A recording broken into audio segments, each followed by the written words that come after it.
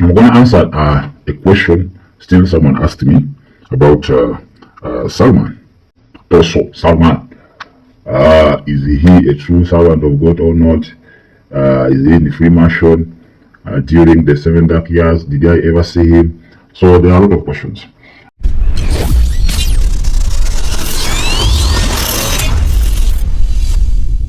And I think this is not the first time we go to hear about Apostle. There are a lot of information that people give out on social media, and some information is true. There is also some information is not true. But we have the Spirit of the Lord who is going to help you to understand, to discern whether whatever is going on is true or not. And many people's concern it was assault. That's why people say, no. If Duncan has given him a sword, then that sword was a sign of Freemason. But that's not the first time to see such a sword being given to someone. Also, if you don't recall, let me remind you, T.D. Gates also gave that same sword to Dr. Joel. He gave him the exact sword Duncan Williams gave to Apostle Solomon. So that one has brought a lot of questions into people's minds, inquiring whether the apostle has joined the dark world. Anyway, let me first brief you before I give you my answer. When you try to look at that sword, people didn't look at it. When we tried to look at the sword, it had some features. That's why I told you, you watch the video of Bob. Go and look at the flag of Vatican and UN, you'll see the features. And those are demonic features. The same thing on the sword which was given to Apostle, and the same sword which was given to Joel, to Daman. So, it had features. All they have features. And those features, there is a triangle of which there's a pentagon on it. So there are a lot of features which are demonic. Some of you don't know those symbols or those features. For us who know them, who worked with them, we know what it means. So that was a ceremony. That was a ceremony. Official. No, devil, that's how the devil does. You can't serve the devil separately. He wants to make sure all people know that you are serving him. That's what he wants. So after receiving that sword, it was official initiation public. Then still the apostle said, "Mia, I've chosen not to marry." So it is biblical in the Bible. It's there. You can make a choice. God does not force you to marry, but that was an excuse. That was an excuse. The exact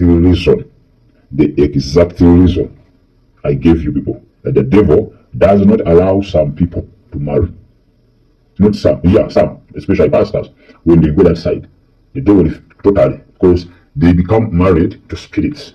You start sleeping with spirits so that they don't allow you to have sexual intercourse with fellow human being. So a lot of things were said about the sword, which I think some of you are well updated about it. But that was official initiation. Official initiation. You know, let me tell you, Bishop Duncan is one of the pastors who is initiating a lot of pastors into the dark world. I'm telling you. She's one of them who is initiating many. His mission is not for local Christians. His mission is purposely for pastors, only those who are serving God. Let me tell you, Apostle Salman, from start, he was a good man of God. He was serving God. And that's what the Duncan and the company advocate, they don't want to see such. When they see a pastor who is serving God faithfully, they have to come in. They have to come in. So that sword was a Freemason sword. Was a Freemason. But the spiritual significance of it, some of you didn't understand what it meant. But let me tell you today. That sword is a third eye. Some of you, I think I ever talked about the third eye. A third eye, these are powers. Or it's like a material. Or something which helps you to have a supernatural understanding. To know more than others. That is also called a third eye. It can be in the form of a ring. That's why you see some persons have rings. It can be a sword.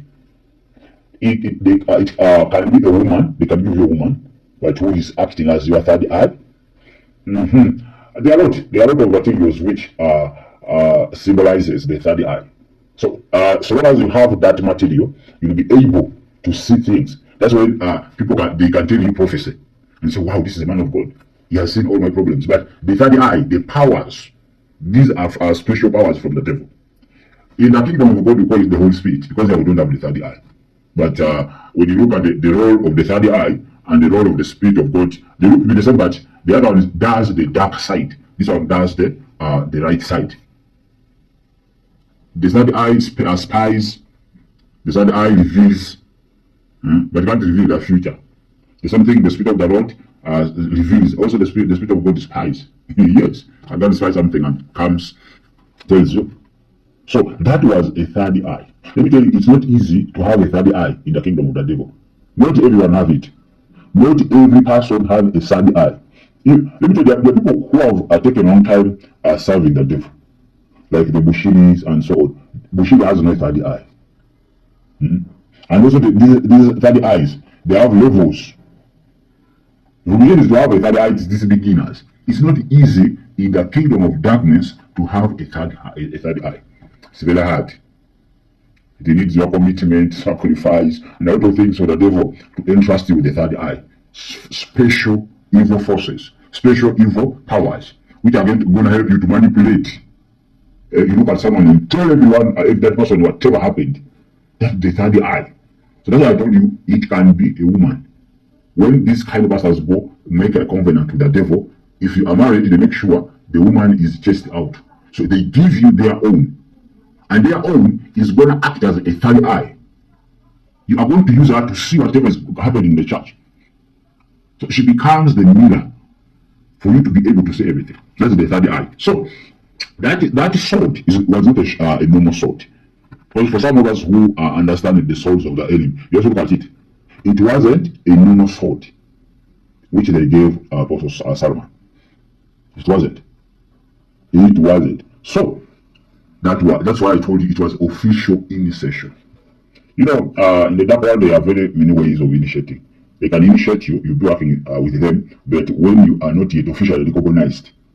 So they have to make official recognition for you. And sometimes they make it public. They want everyone to know you. When you go and watch that video, some of you watched the video when Duncan was giving Solomon that sword. You can see the body language of Solomon. He was afraid, but had no choice but to accept what he had joined. The body language could speak, but he had no choice. For you who can go and search it, don't want to bring it here. You can give us a copyright. So you can go and search it. The body language. So he was afraid of he is entering. But they had no choice because these pastors, they need the fame. These pastors, they need the power. These pastors, they need to be rich. That's why since then, he's one of the leading pastors. He's the one of the leading pastors where almost people listen to him. Since things have changed, is when you are counting among the richest pastors, is there. Famous is there. Adam came as a result of what? Though by the time he brought that sword, I'm talking about Duncan, Apostle was already known, but the fame was not at that level. Was not at that level. So that sword was official initiation, and he entered. He entered. That was not a normal sword. I'm telling you, it wasn't a normal sword. Don't be deceived. It wasn't a normal sword. And you guys view that sword, the futures on it. Those are demonic features. Those are signs from the dark world. Like the signs of the dark world. Those some people say, no, it was a sign of appreciation for the work of that. No, it wasn't that. It wasn't that. But he was a good man. He started on a good foundation. But as I told you, these agents who are pastors and they are given tasks initiating every pastor, they fought him. And they find him when you're also interested in being famous, getting money, performing miracles, then that one isn't their process of initiating you. So that was not a normal sword. It was a third eye. You people didn't know, but it was a third eye. So I'm going to take a short break. When I come back, I'm going to give you a mystery.